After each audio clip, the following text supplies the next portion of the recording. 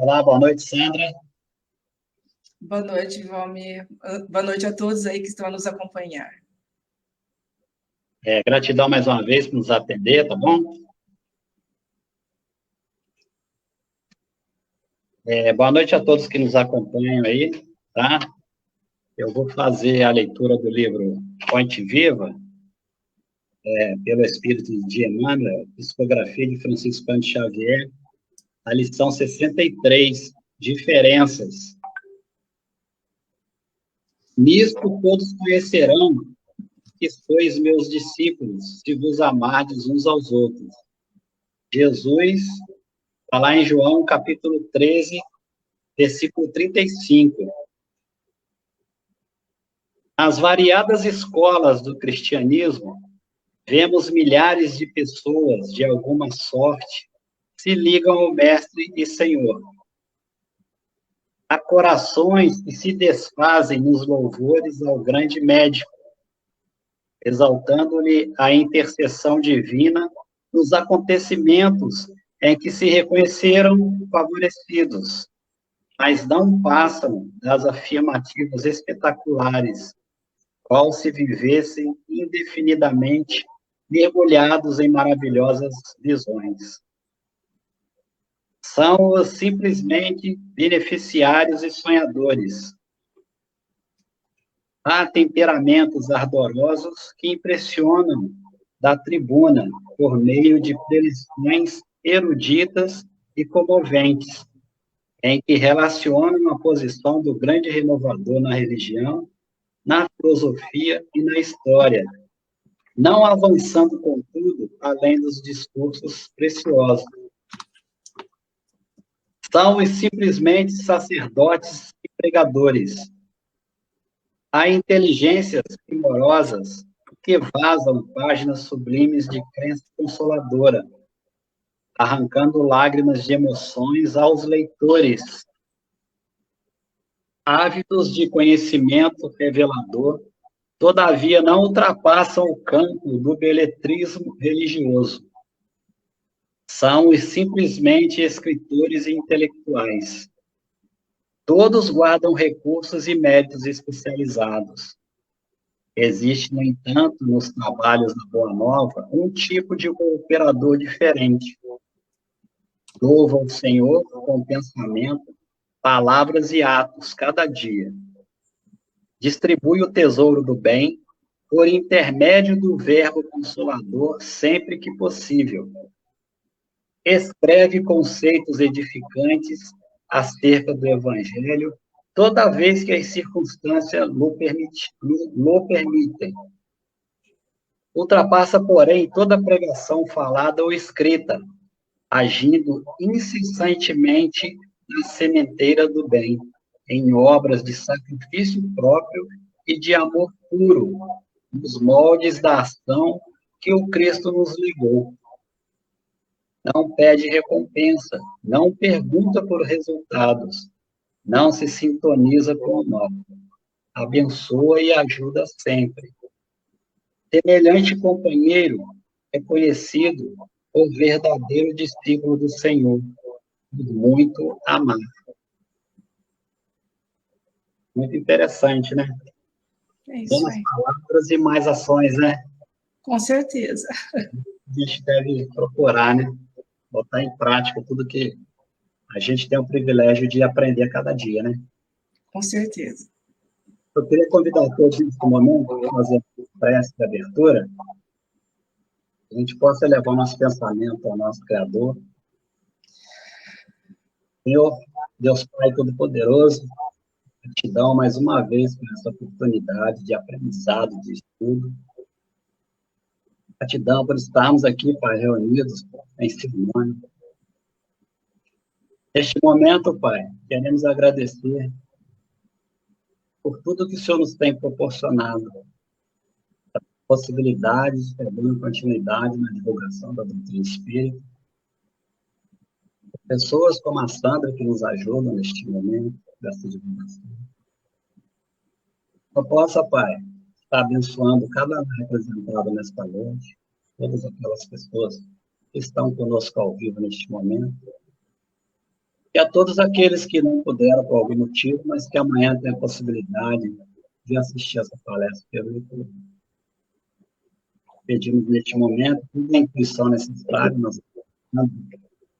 para que ela consiga passar para nós todas essas informações, todo esse conhecimento que ela carrega consigo. E que essas palavras, Pai, possam trazer para nós a possibilidade de refletirmos mais, de nos tornarmos pessoas melhores a cada dia. Que o Senhor possa acolher, amparar e abençoar todos aqueles nossos irmãos que se encontram em dificuldades neste momento.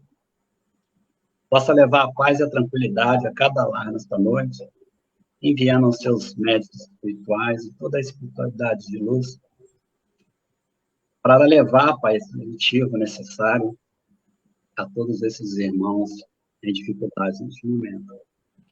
Sendo assim, pedimos a vossa permissão para iniciarmos a live da noite de hoje, dizendo graças a Deus. Que assim seja. Ana, daqui a pouquinho eu volto, fica à vontade, tá? Ok. Obrigada, querido. Mais uma vez, boa noite a todos, os nossos amigos que estão aí a nos acompanhar. Estou vendo que a Tânia já entrou, a Cidinha, sejam bem-vindas. Que a paz do Mestre possa nos envolver hoje e sempre. É sempre uma alegria muito grande voltarmos a essa sala virtual do GAEB para que a gente possa fazer reflexões importantes. Afinal de contas, nós precisamos conhecer Jesus, nós precisamos entender Jesus e nós precisamos vivenciar Jesus. Hoje nós vamos estar falando sobre bem-aventurados os misericordiosos, que é exatamente o capítulo 10, lá do Evangelho segundo o Espiritismo. Esse bem-aventurados os misericordiosos também é conhecido como Sermão do Monte, Sermão da Montanha, as bem-aventuranças. Na verdade, é um longo discurso que Jesus proferiu quando estava num monte ali perto de Cafarnaum. Sendo assim, ficou conhecido como Sermão do Monte ou Sermão da Montanha. Na verdade, são 8 códigos de conduta moral. Se nós formos analisar esses códigos ou essas bem-aventuranças que Jesus nos deixou, nós vamos ver que, na verdade, é uma síntese de tudo aquilo que ele nos deixou. É um resumo de todos os seus ensinamentos. Porque esse código de conduta moral são princípios e normas que orientam a verdadeira vida cristã. Ou seja, nós temos que nos orientar nos baseando nesses ensinamentos. Porque ser cristão não é somente se dizer seguidor do Cristo. Não. Jesus, ele não veio fundar nenhuma religião. Nós sabemos disso. Então, o cristianismo não é religião. Cristianismo é comportamento, cristianismo é modo de vida. E como Jesus é o representante de Deus na Terra, tudo aquilo que Jesus nos deixou é importante para cada um de nós. E todo aquele que vivenciar, por exemplo, o amor, que é a base dos seus ensinamentos, pode-se dizer um cristão, está seguindo o cristianismo. Então, essas bem-aventuranças, elas vão nos auxiliar, ou seja, auxiliar a cada um de nós no nosso processo evolutivo. Ela vai nos auxiliar na compreensão dessas bem-aventuranças, na construção do reino de Deus. Por quê? Porque são leis divinas, são leis morais. Isso foi justamente essa missão do Cristo entre nós. Nos ensinar, nos orientar, nos nortear. Então, conhecer os ensinamentos de Jesus é fundamental. Então, se conhecermos e compreendermos esses ensinamentos e vivenciarmos tudo isso, isso de fato vai nos levar à verdadeira libertação. Mas de que libertação nós podemos dizer? Jesus não disse: conhecereis a verdade e a verdade vos libertará? Exatamente. Então, em conhecendo a verdade que Jesus representa, ela vai nos libertar de todas as mazelas que trazemos, todos os vícios que trazemos, todas as imperfeições que ainda possuímos. Então, nós vamos nos libertar daquilo que nos prende no nosso processo evolutivo. Então, com essa verdade, ou com essas verdades que Jesus nos traz, nós chegaremos a um estado do quê? De tranquilidade, de compreensão, de serenidade íntima. Isso daí vai possibilitar a cada um de nós no enfrentamento das adversidades. Quem não tem problemas? Todos nós temos problemas. Então, a partir do momento em que nós conhecemos e vivenciamos, nós vamos nos fortalecer, né? Em conhecendo essa verdade que Jesus nos trouxe. Então, compreender Jesus não é uma tarefa tão fácil assim. Então, Jesus, o que ele faz? Ele envia o Consolador para poder clarear um pouco mais os seus ensinamentos, dizer tudo aquilo que ele disse e um pouco mais, porque Jesus sabia, né? Jesus profetizou que os seus ensinamentos haveriam distorções, haveriam alterações, iriam adulterar tudo aquilo que ele havia deixado. Então, o Consolador prometido, nós sabemos que é a doutrina espírita, porque os espíritos nos disseram isso, que vem resgatar o cristianismo primitivo, né, da forma simples como Jesus trouxe, dando prioridade, de fato, aos ensinamentos que Jesus nos deixou, essas leis morais, que são as leis de Deus, para que nós possamos, obviamente, evoluir. Então, a partir do momento em que nós nos aprofundamos na doutrina espírita, conhecemos todos os ensinamentos de Jesus, à luz da doutrina espírita, nós passamos a conhecer, a entender um pouco mais Jesus. Porque a doutrina espírita vem nos falar exatamente sobre dor, sobre sofrimento. Então, nós vamos entender sobre isso. Porque senão nós não vamos compreender quando Jesus fala dos aflitos, bem-aventurados os aflitos. Então, se nós não compreendermos a doutrina espírita, nós não vamos, de fato, compreender Jesus. Então, vejam, eu preciso saber, para compreender a dor, para compreender o sofrimento, eu preciso saber sobre a imortalidade da alma, que é um dos pilares da doutrina espírita. Por que eu tenho que saber da imortalidade da alma? Porque eu vou me consolar sabendo que eu sou um espírito imortal, eu vou sabendo que aqueles que nos antecederam na pátria espiritual continuam vivos, eu vou me consolar sabendo que eu terei a oportunidade de reencontrar aqueles irmãos que partiram já para a pátria espiritual. Então, o conhecimento da imortalidade da alma vai aliviar a minha dor, vai aliviar o meu sofrimento.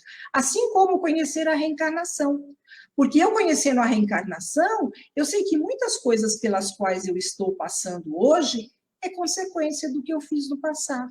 Porque somos regidos pelas leis de causa e efeito. Então, é preciso conhecer a doutrina espírita para que a gente possa, de fato, conhecer um pouco mais os ensinamentos de Jesus. Então, bem-aventurados os misericordiosos. Kardec, ele reúne os ensinamentos de Jesus, ou seja, alguns ensinamentos de Jesus, para facilitar o nosso entendimento acerca de ser misericordioso. Quando está lá em Mateus, capítulo 5, versículo 7, quando Jesus disse: bem-aventurados os misericordiosos, porque obterão misericórdia. Então, eu preciso ser misericordioso para também obter misericórdia. Aí, o que Kardec fez? Ele pega algumas outras passagens de Jesus para que nós possamos entender o que vem a ser misericordioso. Então, ele foi lá, pegou Mateus, capítulo 6, 14 e 15, e colocou lá nas bem-aventuranças, ou seja, bem-aventurados os misericordiosos, quando ele diz: se perdoardes aos homens as faltas que cometerem contra vós, também vosso Pai Celestial vos perdoará os pecados. Mas se não perdoardes aos homens quando vos tenham ofendido, vosso Pai Celestial não vos perdoará os vossos pecados. E continuando: se contra vós pecou vosso irmão, e de fazer-lhe sentir a falta em particular, a sós com ele. Se vos atender, tereis ganho o vosso irmão. Então, aproximando-se dele, disse-lhe Pedro: Senhor, quantas vezes perdoarei o meu irmão, quando houveres pecado contra mim? Até 7 vezes? E Jesus então respondeu: não vos digo que perdoeis até 7 vezes, mas até 70 vezes 7. Então, nós já começamos a perceber o que vem a ser misericórdia. O que é misericórdia? Misericórdia é perdão.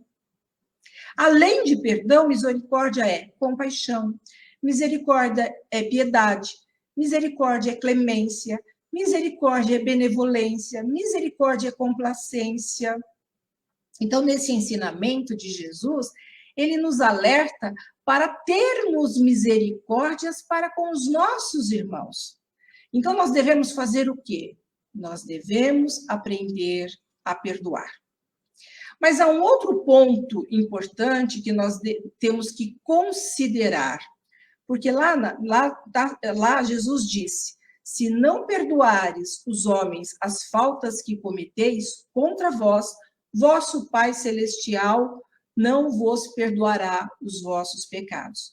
Mas se não perdoardes, vosso Pai Celestial também não vos perdoará o pecado. Então, ou seja, eu tenho que perdoar para que Deus possa me perdoar. Será que é isso?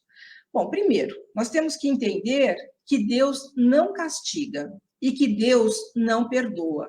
Nossa, Sandra, mas como assim? Deus não castiga, mas Deus não perdoa? Na verdade, Deus não perdoa, porque as suas leis estão aí. O que Deus nos dá é oportunidade quando infringimos as suas leis. Ou seja, ele dá oportunidade, né, de reparação e de aprendizagem. Porque se eu cometi um erro, de alguma forma eu tenho que reparar aquele erro que eu cometi. E eu reparando esse erro, eu vou ter que aprender que eu não posso cometê-lo mais. Então, vejam, Deus não castiga, o que Deus faz é dar oportunidade a cada um de nós. Mas por que Jesus disse isso? Se nós não perdoarmos os nossos irmãos, Deus também não vai nos perdoar. Porque na época de Jesus, precisava-se usar uma linguagem forte, por conta do nível evolutivo das pessoas naquela época. Então, essa era a forma, de fato, de poderem aprender, de poderem entender. Então, essa linguagem que Jesus usava para, de fato, dar um chacoalhão nas pessoas daquela época.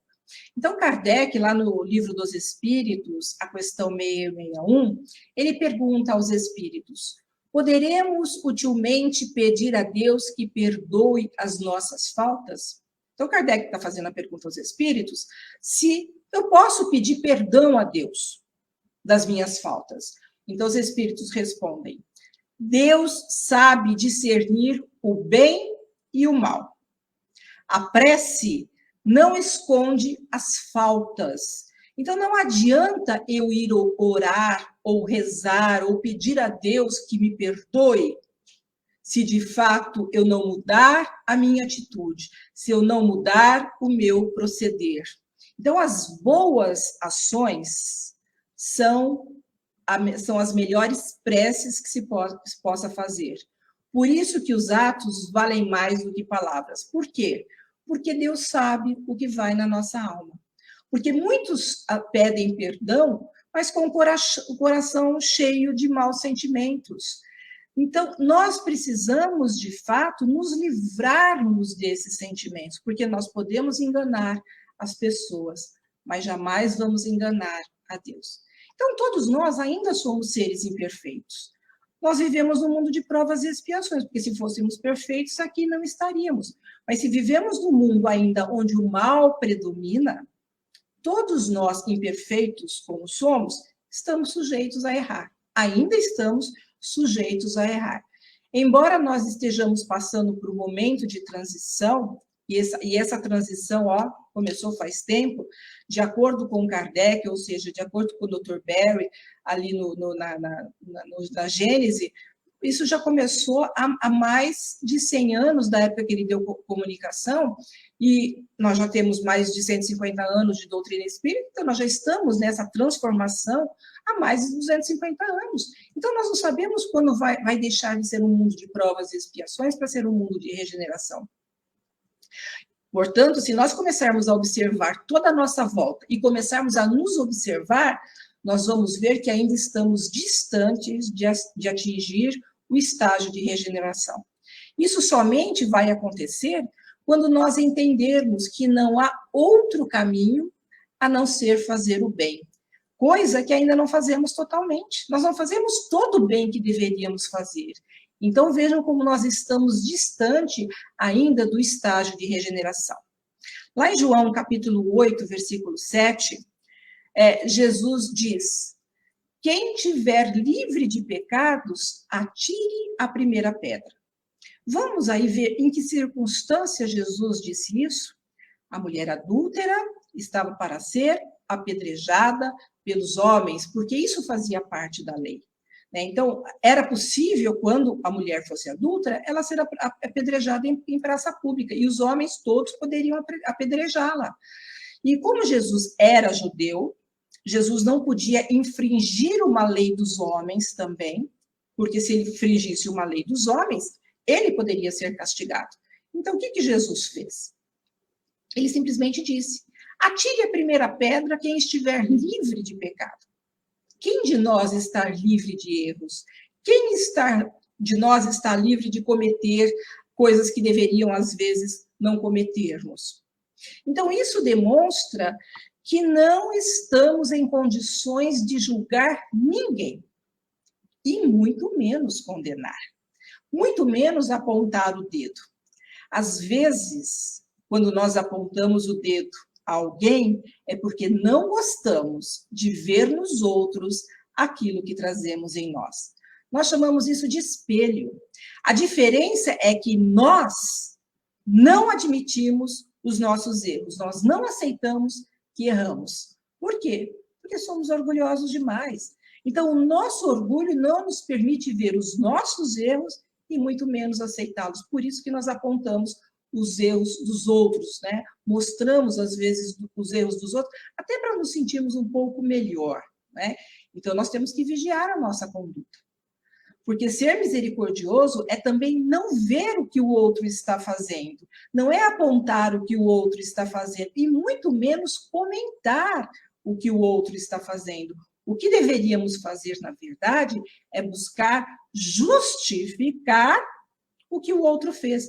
Mas será que nós fazemos assim? Será que nós justificamos os erros alheios? Não, nós vamos justificar os nossos erros quando nós cometemos. Por isso, é muito importante nós termos responsabilidade diante da palavra, diante daquilo que dizemos. Por que nós temos que ter responsabilidade? Porque a palavra, ela é a fotografia da alma. Nós exteriorizamos os nossos sentimentos através daquilo que dizemos. Tem um ditado que diz: o peixe morre pela boca.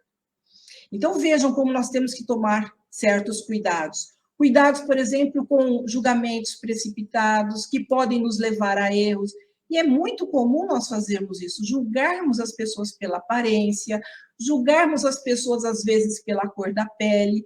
E hoje nós vemos nos noticiários, quase todos os dias, pessoas negras sendo julgadas pela cor da pele. Outro dia, um rapaz, não é? Ele estava mexendo no carro dele e, de repente, ele foi espancado por ser negro e por estar mexendo no carro, mas só que o carro era dele. Vejam, as pessoas fazem o quê? O pré-julgamento, julgamentos precipitados. E nós temos que tomar esse cuidado, né, de não fazermos isso. Então, vejam como nós temos que tomar cuidado em muitas coisas que fazemos. A palavra, como eu disse, cuidado com aquilo que dizemos. Temos que tomar cuidado em acreditar naquilo que as pessoas estão nos falando, para saber se tem veracidade, se é verdade aquilo. Por quê? Porque quem conta um ponto, aumenta um ponto. Essas fofocas que nos chegam, a pessoa chega: olha, você ouviu falar sobre fulano? Você ouviu falar sobre ciclano? E aí o que a pessoa faz? Já passa adiante sem saber se aquilo é verdade ou não. Vejam o cuidado que nós temos que ter. Saber primeiro se é verdade, mesmo que for. Nós não temos que fazer isso se não queremos que façam conosco, não vamos fazer aos outros. Vejam a irresponsabilidade das pessoas, das fake news que espalham por aí. A importância, e como exemplo nós podemos dar, a importância das vacinas. As vacinas, principalmente a vacina agora do Covid, nós estamos vendo que ela está evitando que as pessoas morram.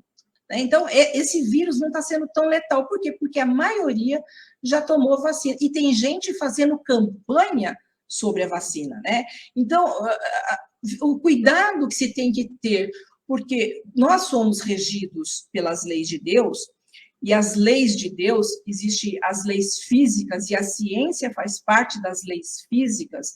Se nós infringirmos as leis de Deus, nós seremos responsabilizados. A ciência, o homem de ciência, ele estuda, né? Então, quanto mais o homem de ciência estuda, mais ele se aproxima das leis de Deus. Então, hoje a ciência nos diz para tomarmos cuidado, está falando para o nosso bem. Distanciamento, use máscara, higienização de mãos, tudo isso é preciso ser feito.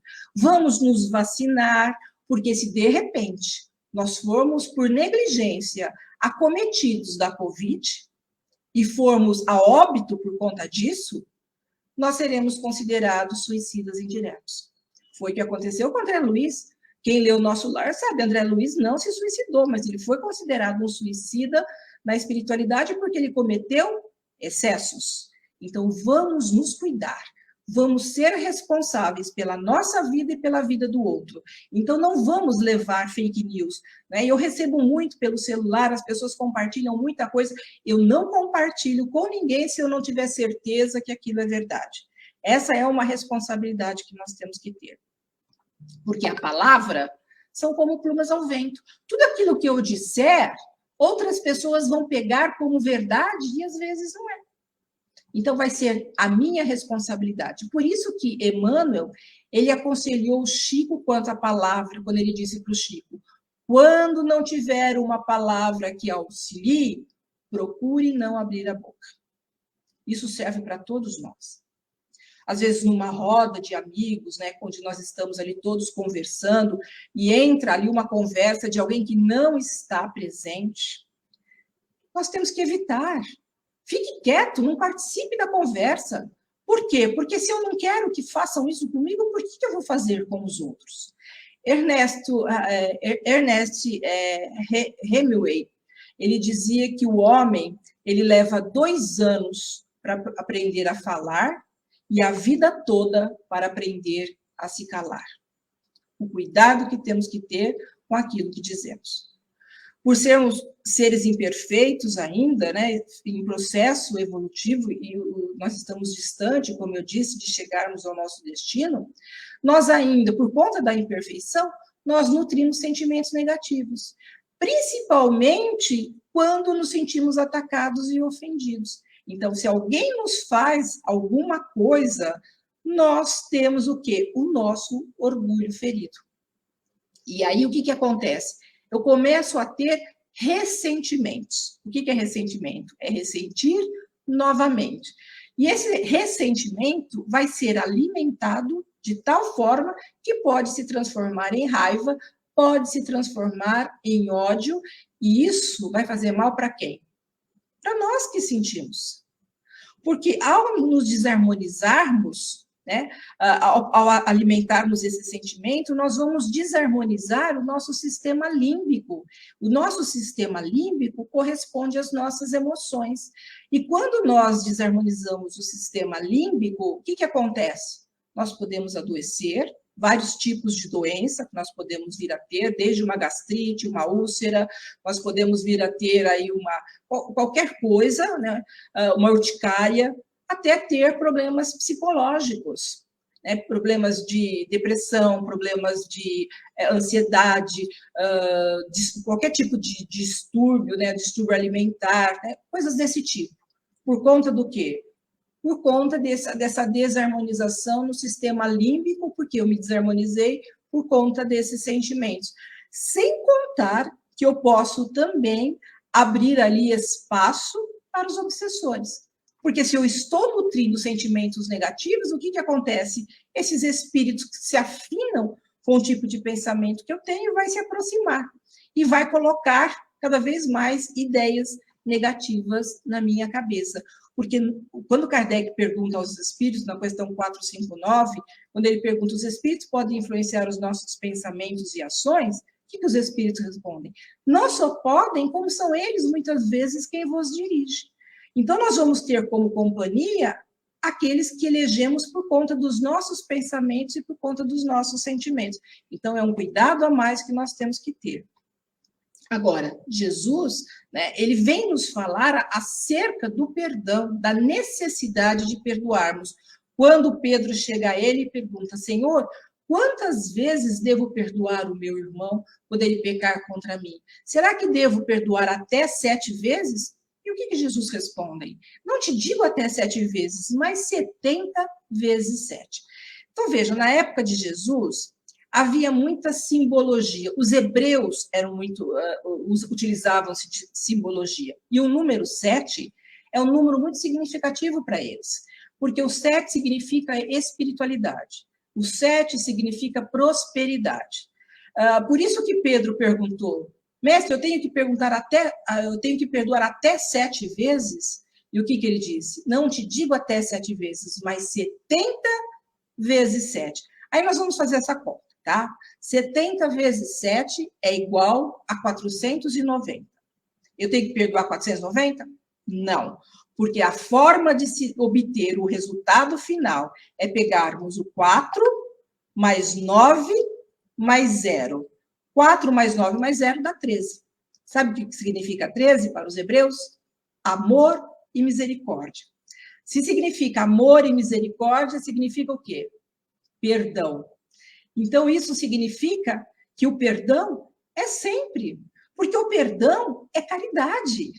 É a caridade, se perdão é caridade, é a caridade que vai fazer com que cada um de nós possa desenvolver o amor. E o amor é a base de todos os ensinamentos de Jesus. Então, perdoar, portanto, não é eu esquecer o que aconteceu, esquecer o que a pessoa me fez, não. Mas é eu anular esse sentimento, é eu me desligar desse sentimento. Ah, mas como eu vou me desligar desse sentimento? Não alimentando através do pensamento. Eu não disse que somos orgulhosos? O que é ferido em nós é o orgulho? O que acontece? Então, eu fico pensando, nossa, fulano de tal fez isso para mim. Então, eu fico pensando em tudo que ele fez, eu vou ressentindo, e eu vou alimentando o pensamento e vou alimentando o sentimento. E aí fica difícil da gente, de fato, perdoar. Agora, quando eu sei que, de fato, eu já perdoei, quando eu lembro do que aconteceu e aquilo já não está me doendo mais. Eu estou conseguindo conviver com o outro, sem ter que me afastar. Assim como também nós precisamos nos perdoar.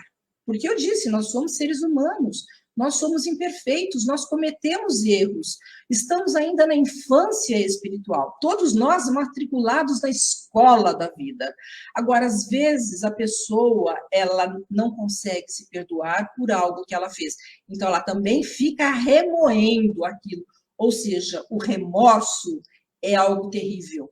O remorso é como se fosse um obsessor, ou seja, nós somos obsessores de nós mesmos quando nós alimentamos o remorso. É a mesma coisa, nós vamos nos desequilibrar, doenças vão se instalar, nós vamos ficar sem paz, sem harmonia, ficando vulnerável à espiritualidade.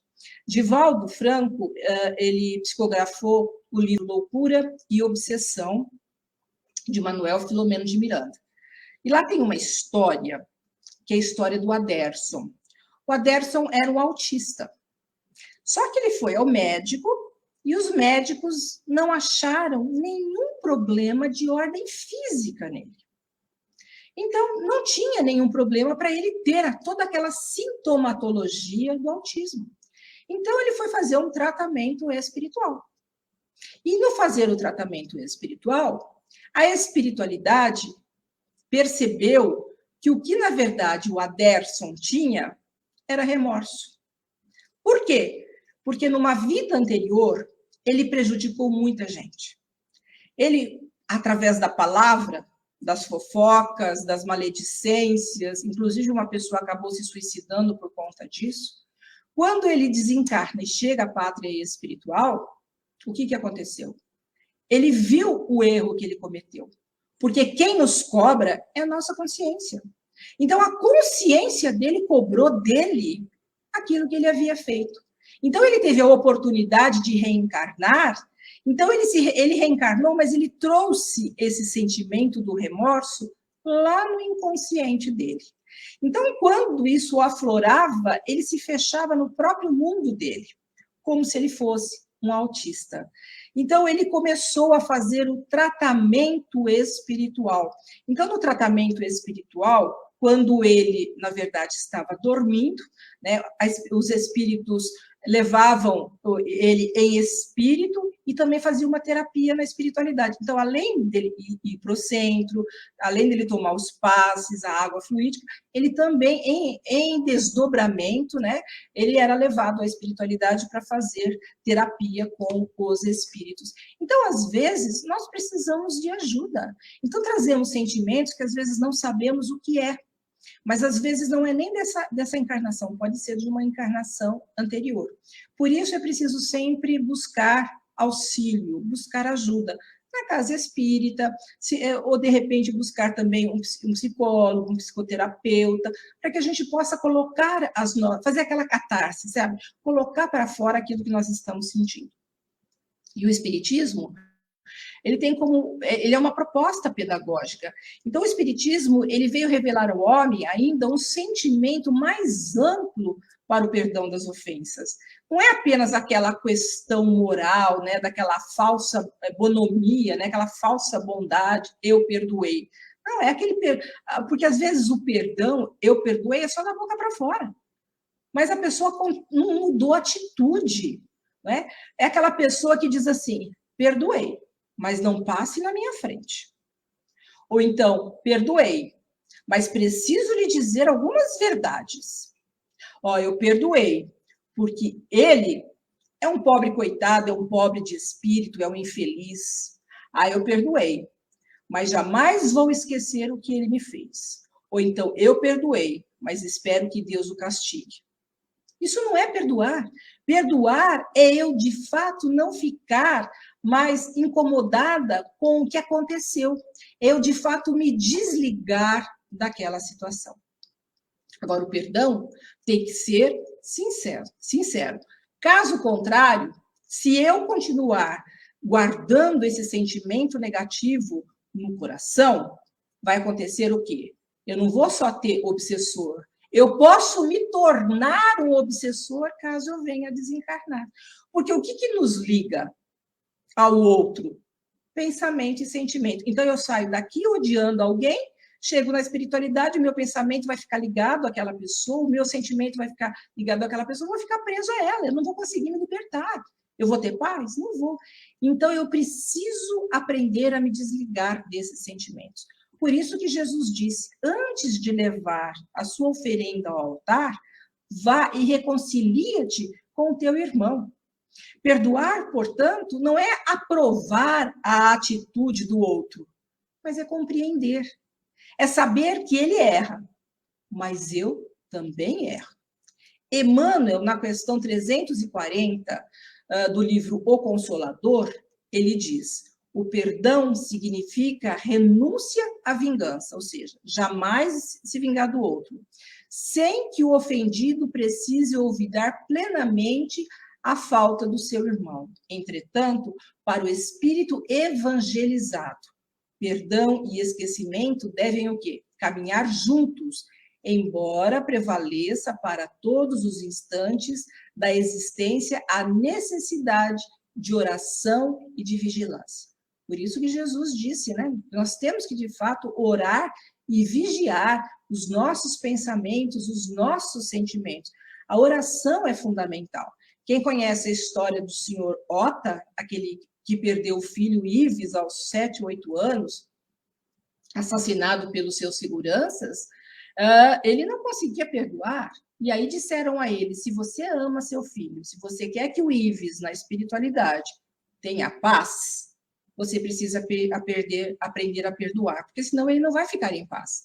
Então, o que ele fez? Ele falou, o que eu preciso fazer, então, para eu poder, de fato, tirar esse sentimento dentro de mim? E aí disseram a ele, ore. E o que o senhor Ota fez? Começou a orar, a orar, a orar, a orar, até chegar um dia que ele não sentia mais nada contra o seu algoz, aquele que havia matado o seu filho. Tanto que ele foi à penitenciária, acredito que muitos tenham visto no Fantástico, ele ir à penitenciária, dar a mão ali àquele homem que havia tirado a vida do seu filho e disse para ele: eu te perdoo e vou fazer por você aquilo que você não fez pelo meu filho. Eu vou tratar da sua filha que ficou lá fora. Para ela não vai faltar nada.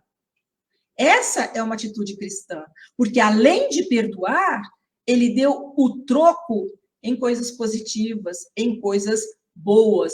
Foi tratar da filha daquele que tirou a vida do seu filho. A oração é muito importante. Nós precisamos chegar a um estágio de aquilo que nos fizerem, eu não me senti mais atingida. Foi o que aconteceu com Mahatma Gandhi, quando ele foi perguntado, né, se ele conseguia perdoar todas as ofensas que ele havia recebido. Ele disse que ele não ia perdoar ninguém, porque ele não conseguia se sentir ofendido, porque ele nunca se sentiu ofendido. Já pensou que maravilha quando nós chegarmos nesse estágio de que as pessoas fizerem as coisas e isso, de fato, não vai mais nos atingir? Mas ainda somos pessoas orgulhosas, nós somos pessoas egoístas, e nós sabemos que esses sentimentos, né, esses vícios e essas mazelas, de fato, é o que nos impede o crescimento, é o que impede o crescimento, né, a evolução de toda a humanidade. E é uma guerra que nós temos que travar. Né? Então, por conta do orgulho, às vezes, nós nos damos um valor maior do que nós possuímos. Por quê? Porque às vezes nos achamos superior aos outros, porque nos achamos melhor que os outros. Não que nós não tenhamos valor, mas quem sabe do seu real valor e tem humildade, não vai se sentir superior a ninguém. Então, o orgulhoso, na verdade, é aquele que se acha dono da verdade, aquele que não admite erros, aquele que se melindra com facilidade, aquele que tenta rebaixar o outro para poder se elevar. Né? E por falar em donos da verdade, nós estamos vendo hoje, né, a intolerância muito grande nas internets, todo mundo querendo que a sua verdade prevaleça, quando verdade absoluta e única só é a verdade de Deus. Né? Ninguém tem verdade. Então, as pessoas, às vezes, se acham no direito de ofender quem não pensa igual. Então, tentando ali... e quando isso acontece, né, essa intolerância, todas essas brigas que a gente vê na internet, por política, por religião, por qualquer coisa desse tipo, o que acontece? Nós baixamos a guarda. E baixamos a guarda, e hoje a internet está possibilitando muita gente ficar obsediada. Muita gente fica obsediada. Por quê? Porque justamente nutre sentimento, fica brigando, fica ofendendo pela internet, porque acha que está atrás de um visorzinho, de um computador, ele pode falar o que ele quer. Né? Então, nós temos que tomar cuidado, porque isso também pode fazer com que nós tenhamos companhias indesejáveis. Então, o orgulho e o egoísmo, ele só existe uma forma, de fato, de combatê-lo, através do exercício da humildade. E a humildade é a mãe de todas as virtudes. A humildade nos levará, de fato, à prática da caridade. E caridade, nós vimos, caridade é misericórdia. Caridade é compaixão. Caridade é perdão. Caridade é fazer aos outros aquilo que gostaríamos que nos fossem feito. Então, na prática do bem, nós evitaremos muitos dissabores, né? Porque nós somos regidos pelas leis de causa e efeito. Né? Do contrário, se eu não praticar o bem, o que eu vou colher? Dor e sofrimento. Não é castigo, nós sabemos, nós vimos, né? Mas vai ser uma oportunidade de nós aprendermos. Nós podemos evitar mais dor e sofrimento se eu mudar a minha conduta. Então, a vitória sobre o perdão, ela implica num conhecimento de nós mesmos. Então, eu tenho que saber dos meus limites, eu tenho que saber quem de fato eu sou, eu preciso me conhecer. Porque, às vezes, nós sabemos do que somos capazes somente no momento que nós somos testados. E me conhecendo, sabendo quem eu sou, me analisando, eu vou saber também a quem eu atribuo os meus sentimentos. Porque, às vezes, nós não gostamos de alguém gratuitamente. Por que eu não gosto de fulano? Por que eu não gosto de ciclano se nunca me fez nada? Então, é uma oportunidade de nós nos conhecermos, de sabermos dos nossos limites.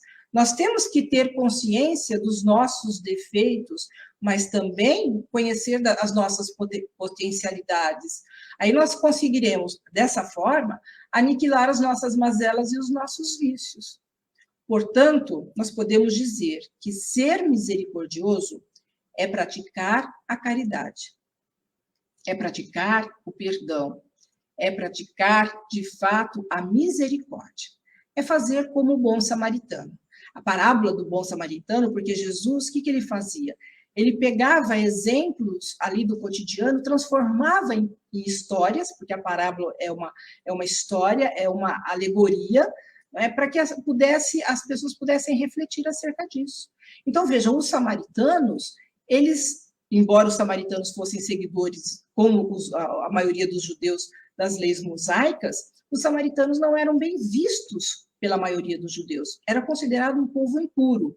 E, de repente, Jesus conta essa parábola para os judeus, quando ele diz que uma pessoa que foi assaltada e que ficou à beira do caminho, passou um sacerdote, nada fez.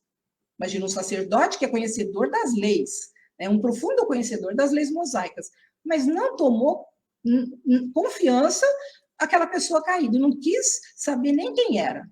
Aí passou um levita. O levita também é um conhecedor, porque o levita é aquele que trabalha nos templos, conhecedor das leis. Também nada fez. E aí passou um samaritano.